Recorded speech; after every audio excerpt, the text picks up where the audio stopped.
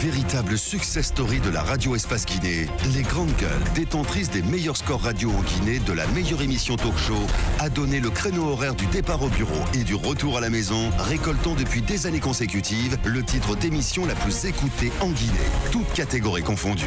Un grand total de plus de 5 millions d'auditeurs ont été fidèles au talk show Les GG, diffusé jour après jour sur toutes les stations du réseau Adafo Média de 9h à 10h30, un exploit qui restera longtemps dans les annales de la bande FM en Guinée.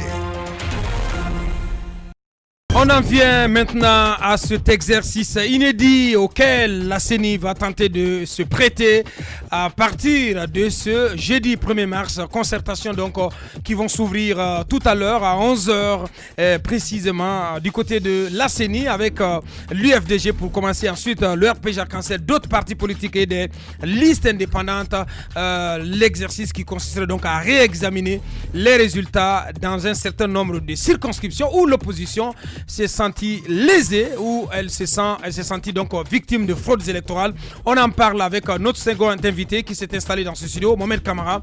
Vous le voyez à l'écran, il est juriste et professeur de droit dans les universités, dans les institutions d'enseignement supérieur guinéennes. Tamba, oui, vous voulez dire quelque chose? Non, ça me démangeait de poser la première question. Bien, moi, on va quand même d'abord lui souhaiter la bienvenue. Bah, je peux le faire. Hein. Bien, allez-y. Bonjour, monsieur Kamara. Bonjour, monsieur. Bienvenue dans les Grandes Gueules. Merci, c'est un devoir. Nous avons désormais une CENI juge et partie, une CENI qui gère le processus électoral et ensuite qui gère le contentieux électoral. Ça va commencer aujourd'hui. S'il en était un, pour nous, le contentieux, il a déjà été vidé. Mais c'est de cela qu'il va être question. Le deuxième round du contentieux ou le troisième round de mon observation, c'est inédit. Mais comment vous accueillez, vous avez accueilli cette annonce, cette invite de la CENI auprès donc des partis politiques d'opposition et même de la mouvance. Est-ce légal? Bon, merci encore une fois de l'invitation. Le plaisir de vous accueillir chez vous. Merci beaucoup. Ouais. En fait, j'aurais été plus à l'aise de parler des sujets qui ont trouvé une solution plutôt que d'être dans un sujet comme cela qui était attendu. Bien. Alors donc on va commencer par l'arrêt de la Cour constitutionnelle sur le remplacement de Baïdi Haribo à l'Assemblée nationale. Cet arrêt donc qui donne droit à M. Cheikh Chérif Touré de reprendre le siège laissé vacant par Baïdi Haribo à l'Assemblée nationale. Mais l'UFR dit niet. Oui. Donc, comment vous y réagissez, Mohamed? Très bien. Monsieur Tamba, je vais vous répondre par rapport à votre question. Je vais simplement pour mémoire. Oui, c'est d'ailleurs le fond du débat. Mais quand vous prenez notre pays, ça commence à être un peu difficile. Hein? Un député vote les textes de loi, il représente le peuple, mais il n'interprète pas les textes de loi. Article 59 de la Constitution du 7 mai 2010, le député est le représentant du peuple. Article 72, il vote les textes de loi et contrôle l'action du gouvernement. Full stop. L'interprétation des textes de loi revient au juge. C'est clair. Quand un député est nommé, ou il décède, je ne souhaite pas, ou il démissionne, son remplacement se fait dans les 8 jours qui suivent cette nomination ou bien cette vacance. Conformément à l'article 123 de la loi électorale. Je dis loi électorale, comprenez-moi, quand toutes les fois que je parle de loi électorale, sous-entendez l'appellation code électoral. Mais c'est inapproprié parce que ça n'a pas sa partie réglementaire encore. Tout à fait. Donc c'est pourquoi je dis volontiers loi électorale. Et donc, le remplacement se fait comment? Si c'est un député uninominal, le jour de l'élection, le député titulaire est élu avec le même suffrage que son suppléant. Donc il est député en réserve. Ce sont les partis politiques qui présentent les candidats. Mais ça ne veut pas dire que les candidats présentés sont les représentants. Rapprochez le micro, s'il vous plaît.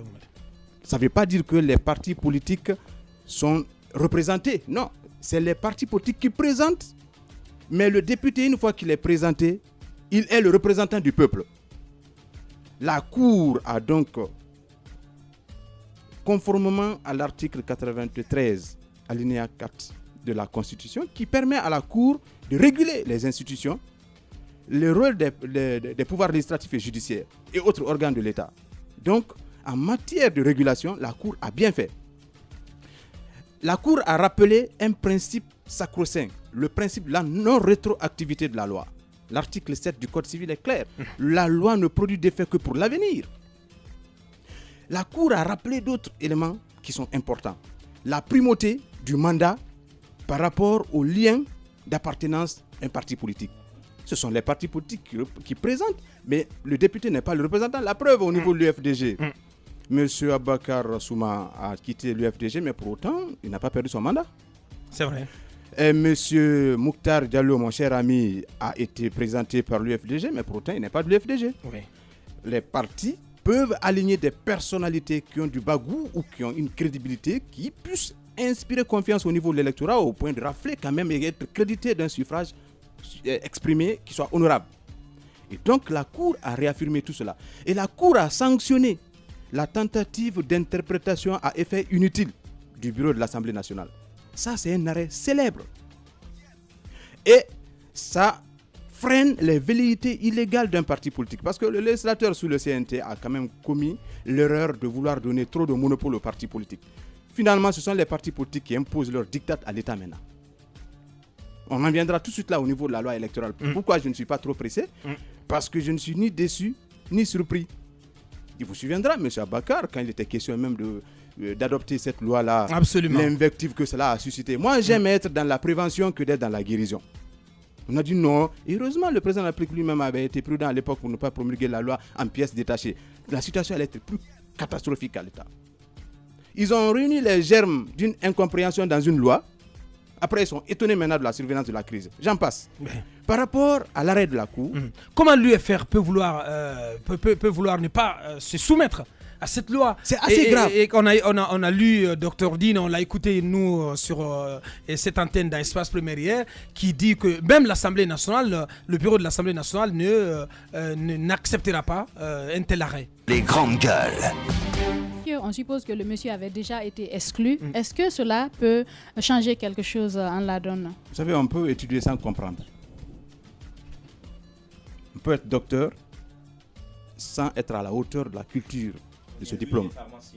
Non, j'ai dit, quand je n'ai rien à voir. C'est une façon de parler pour dire attention, qu'il faut quand même avoir de la retenue.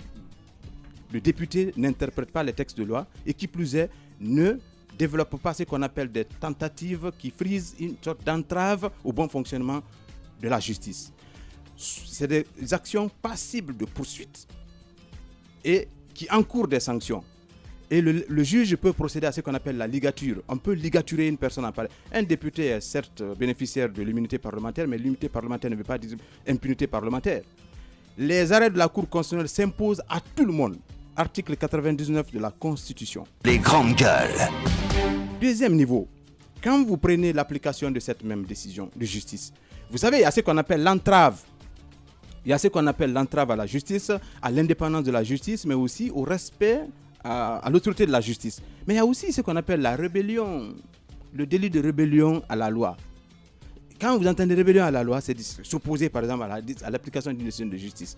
Là, le bureau de l'Assemblée, heureusement, ce n'est pas tous les députés, le bureau de l'Assemblée nationale a fait une interprétation de la loi à effet inutile. Imaginez, en Guinée, il n'y a pas un mandat impératif. Il y a un mandat représentatif. L'article 70 est clair. Autrement dit, si vous êtes désigné par un parti politique, vous représentez le peuple, votre parti politique ne peut même pas vous imposer une ligne à suivre. C'est ce qu'on appelle mandat impératif lorsque vous subissez l'ordre d'un parti. Imaginez que vous soyez député d'une localité minière. Après, vous dites non, les jeunes ont protesté qu'il faut exclusivement défendre seulement que les jeunes de cette localité pour qu'ils soient seuls bénéficiaires de l'emploi généré à partir de là-bas au détriment des autres Guinéens. Ainsi, vous aurez obtenu un mandat impératif. Le mandat impératif n'existe pas au niveau du pays. C'est un mandat représentatif. Mais représentatif de qui? Du peuple, pas du parti politique. Et donc, toute personne qui va vouloir imposer son diktat par rapport à une décision de justice, surtout la Cour qui régule les institutions, s'expose à des poursuites parce qu'il aura fait preuve de rébellion. Et si vous êtes moins de 3 personnes, la sanction est légère. Si vous réunissez parce que vous êtes groupe parlementaire, ça devient grave. Parce que conformément justement aux articles 666 de la loi 059 du 26 octobre 2016 portant code pénal, quand vous faites un délit qu'on appelle délit de rébellion par rapport à une décision de justice de cette manière-là, vous encourez banalement entre 6 mois jusqu'à 2 ans d'emprisonnement. Alors, en pareil, Et si vous êtes plus de 3, c'est de 2 jusqu'à 5 ans. C'est clair. Parce qu'au niveau, vous êtes moins nombreux d'ailleurs, on dit, ou avec une amende de 500 000 à 1 million, ou de l'une de ces deux peines seulement. Mais quand vous le faites en groupe, automatiquement, ça devient plus grave. C'est pourquoi qu'est-ce que le bureau de l'Assemblée, qu'est-ce que Kouri Koniano doit faire? Parce que l'arrêt lui intime l'ordre d'installer M. Touré dans ses fonctions de député. Mais vous savez... il ne peut pas se défausser là-dessus. Comment se défausser? Dès lors qu'un député va se mettre contre cela, le procureur doit mettre en mouvement l'action publique. Et on saisit le même bureau, même si tu es président de l'Assemblée ou bien vous êtes qui, on saisit le même bureau si on n'est pas en session parlementaire pour demander à lever de l'immunité. Immunité parlementaire ne veut pas dire impunité parlementaire. On n'est pas dans un caravansérail, on est dans une république qui doit être régie par les lois. Mohamed Kamara, juriste, professeur de droit dans les institutions d'enseignement supérieur.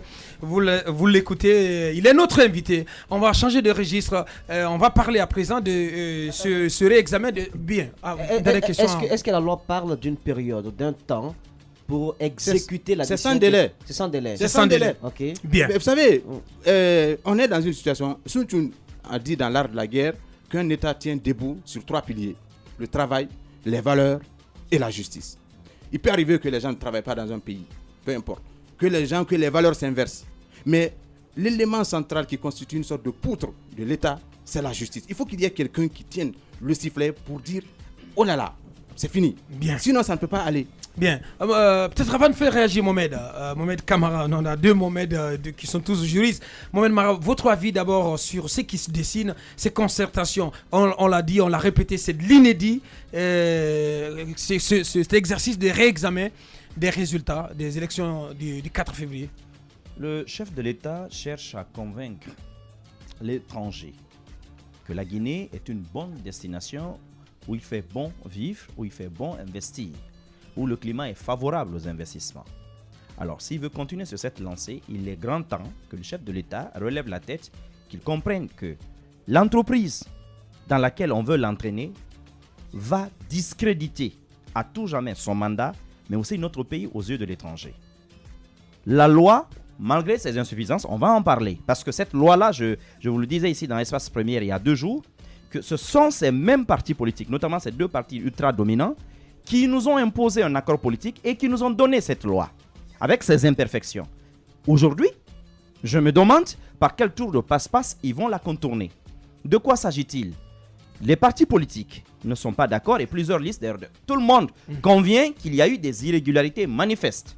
Mais là où on doit se défendre, c'est devant les tribunaux. Lorsque, après les CACV, les résultats ont été affichés, vous avez eu le temps d'ester devant les tribunaux.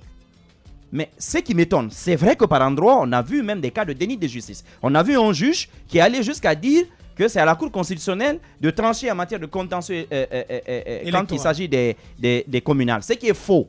Un tel juge, il faut le poursuivre devant le CSM. Purement et simplement, non, c'est vrai. Parce que lorsque vous faites manifestement preuve d'une telle légèreté, il est possible d'être sanctionné par le Conseil supérieur de la magistrature. Ça, c'est un cas. Maintenant, ce que je ne comprends pas, c'est que dans les réclamations de l'opposition elle-même, il y a des circonscriptions, aujourd'hui, dont on veut ramener les résultats sur la table, et circonscriptions dans lesquelles il n'y a même pas eu de contentieux électoral. En tout cas, dans lesquelles ils n'ont pas porté plainte devant les tribunaux de première instance. Je suis étonné. Comme quelle circonscription, Mohamed? Lorsque vous prenez, par exemple, comment ça s'appelle, Dixing. Prenez Dixing. Tout le monde sait qu'il s'est passé des choses absolument incroyables à Dixing. Parce que vous ne pouvez pas, dans les mêmes résultats, avoir le suffrage exprimé qui est égal au nombre, comment on appelle ça, de bulletins nuls. C'est pas possible. Et je ne sais pas au nombre de votants, et ainsi de suite. Il y a eu des problèmes. Et dans certains cas, vous avez le procès verbal de ces résultats qui, je crois, en 6 exemplaires, qui ne concordent pas avec les résultats affichés. Il y a manifestement des problèmes. Mais qu'on nous dise aujourd'hui que des partis politiques, et sans oublier qu'ils ont même le droit de poursuivre des personnes au pénal lorsque ces personnes se rendent justement coupables d'infractions. Parce que ça aussi, on l'oublie. Il n'y a rien de tout ça. Maintenant qu'on dise les résultats sont définitifs, qu'est-ce qu'on fait? L'initiative est prise et amenée au chef de l'État qui aussi valide des demandes à la CENI. Il faut les recevoir avec leur PV et voir comment il faut réajuster les résultats. Si l'on cède à une telle entreprise dans notre pays, ne parlons plus de république. Plus de démocratie. Plus de démocratie. Bien, on en vient à notre invité. Mohamed, votre regard d'ensemble d'abord sur ce qui se dessine, ces concertations. Il a dit Oui, que c'était prémonitoire. Oui. J'aimerais savoir En quoi les c'était signaux Très bien. qui ont été lancés. Il y en a eu ici sur même votre... Heureusement, M. Abakar Diallo a la mémoire fidèle. Il peut témoigner. M. Tamba aussi, et puis voilà. Merci. Et quand vous prenez d'abord une élection, vous savez, pour maîtriser une élection, il faut 3 paramètres. Si vous ne maîtrisez pas 3 paramètres, quoi que vous fassiez, vous partirez droit au mur. Le premier, c'est le cadre juridique. Il était incohérent, imprécis, incomplet, confus et diffus. 2. L'organe de gestion des élections était comme un général d'armée dépourvu de troupes à la base. Parce qu'il est indiqué à l'article 21 de la loi sur la CENI que les démembrements de la CENI perdent leur fonction juste après la proclamation des résultats. 3e élément à maîtriser, c'est le corps électoral. 1. Le cadre juridique. Ils ont malmené le texte. La Cour constitutionnelle a censuré beaucoup d'éléments. Et puis ça a été dit avec des développements que détachables. Si on détachait l'ensemble, et le président de la République a été très prudent à la suite de la publication de certaines tribunes. Tout à fait. Il a pris soin de ne pas, et à bon droit, promulguer cette loi. Sinon, la situation allait être plus grave. Il a ramené, sauf que j'étais content, mais un peu sur ma faim. Pourquoi? Parce que quand ça a été ramené à l'Assemblée, les gens ont dit non, une mise en forme. Mais quand même, l'Assemblée nationale n'est pas un centre de prestations informatiques comme on a Internet. C'est de voter les textes de loi et contrôler l'action du gouvernement. Les techniciens se sont retrouvés, ils ont colmaté les brèches, et puis voilà. Ce qui devait arriver arriva et nous partîmes en crise.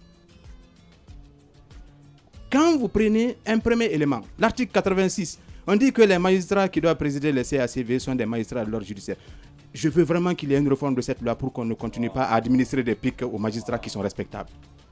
Vous imaginez, on place le magistrat dans une position de subordination vis-à-vis de la CENI pour qu'il gère les CACV.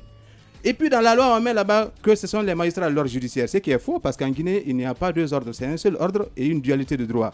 Ils ont provoqué de facto un manque de magistrats.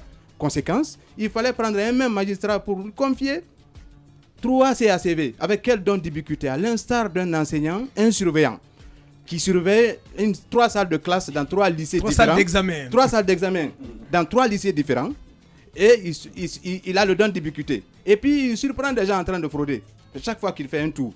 Après, il surprend 30 personnes. Les 30 personnes portent plainte contre lui, son travail. Et comme il a quitté maintenant la CACV, il a rejoint son lieu de travail. On lui soumet, on dit, bon, sanctionne ton travail. Tu deviens exécutant, contrôleur, superviseur. Et tu te sanctionnes toi-même. Même si ce n'est pas toi-même qui dois gérer ce contentieux, comme il y a l'esprit de confraternité entre les magistrats, un peut être prédisposé, si tant est qu'il ne soit pas attaché à l'application de la loi, pour ne pas, par exemple, discréditer désavouer son collègue. Ça, c'est un premier élément. Deuxième élément, ils ont dit, bon, écoutez, on s'en contrefiche éperdument des primo-votants, c'est-à-dire les jeunes qui n'ont pas eu 18 ans pour voter. Nous, ce qui nous importe, nous, partis politiques, UFDG, parti politique de l'opposition qui est censé défendre les textes de loi, mais qui fait une compromission. Et puis, le RPG, arc-en-ciel, avec plusieurs couleurs qui virent vers le rouge. Pour dire, voilà, c'est clair, on peut faire un compromis sur les textes. Et l'État cède à cela. C'est l'État qui donne les agréments aux partis politiques. Ce n'est pas un parti politique qui doit quand même imposer son dictat.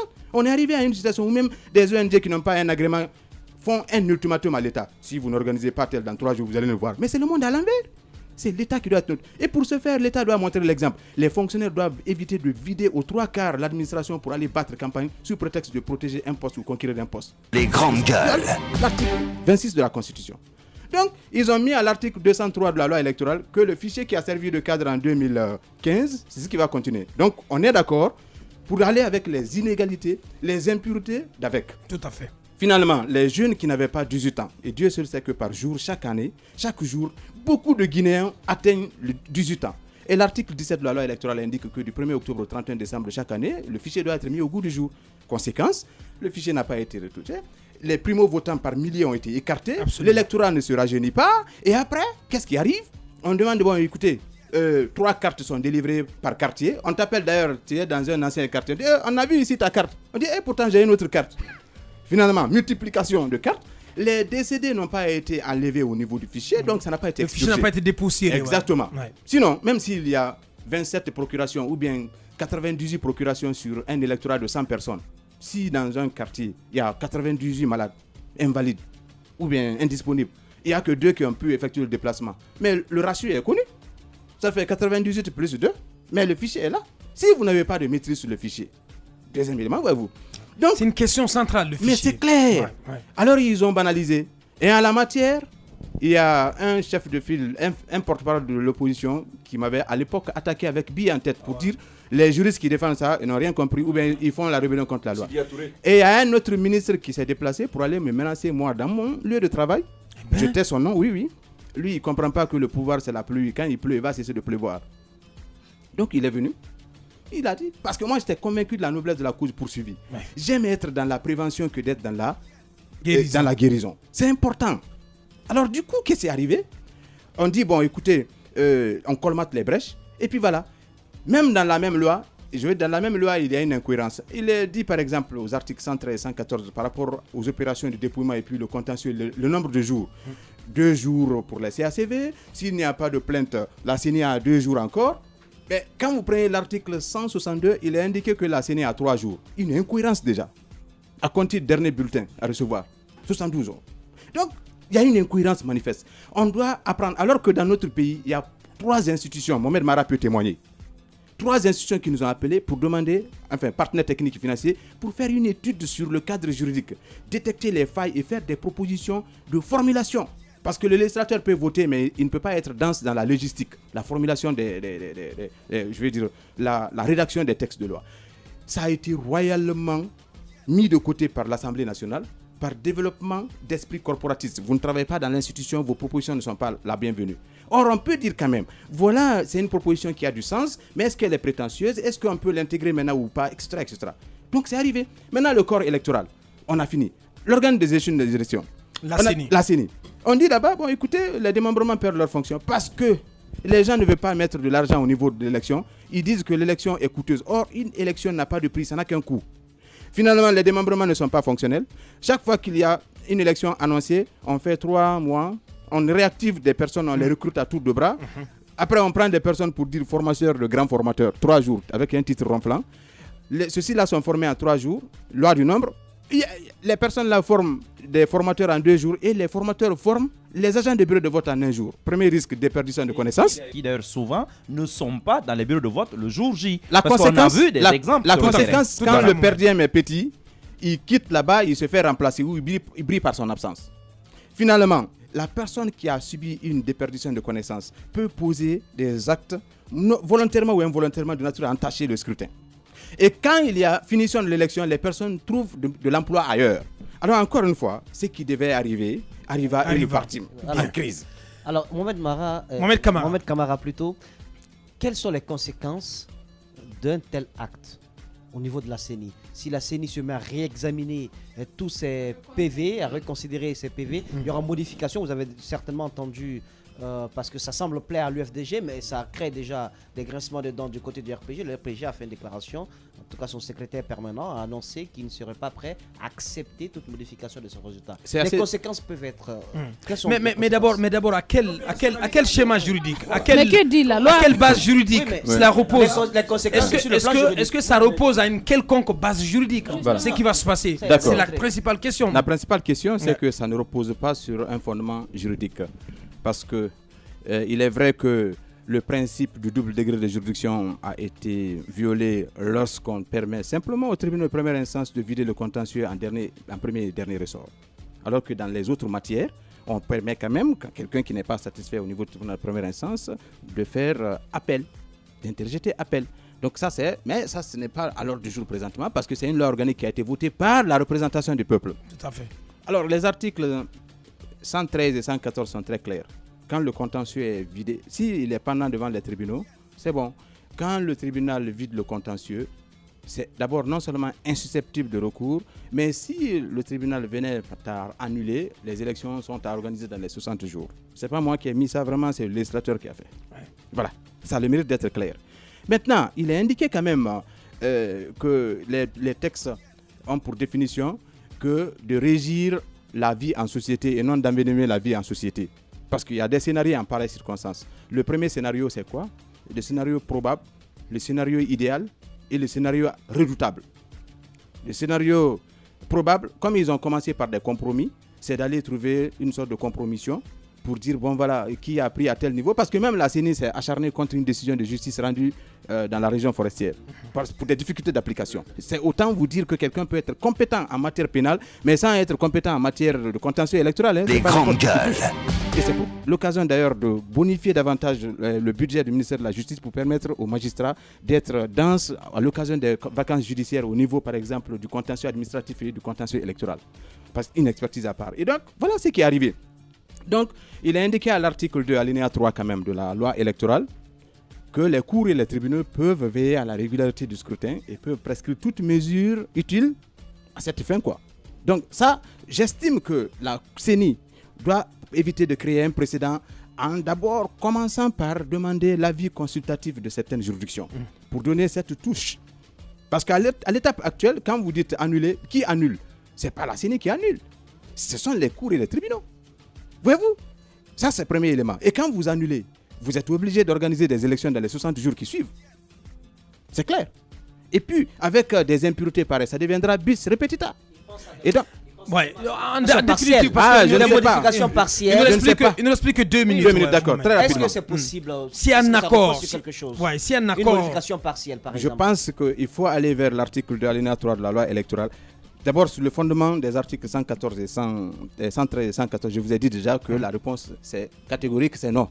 Maintenant, les cours et les tribunaux quand même sont mieux placés que nous pour dire, bon voilà, en fonction de cette situation, parce qu'à la limite, on est arrivé à subir le diktat des deux grandes formations politiques. C'est des arrangements. On est allé, à un moment donné, j'avais dit, non, écoutez, un journaliste m'a posé la question, pardon, en disant, écoutez, pour convoquer le corps électoral, c'est combien? Ça a coïncidé à la prise de décret.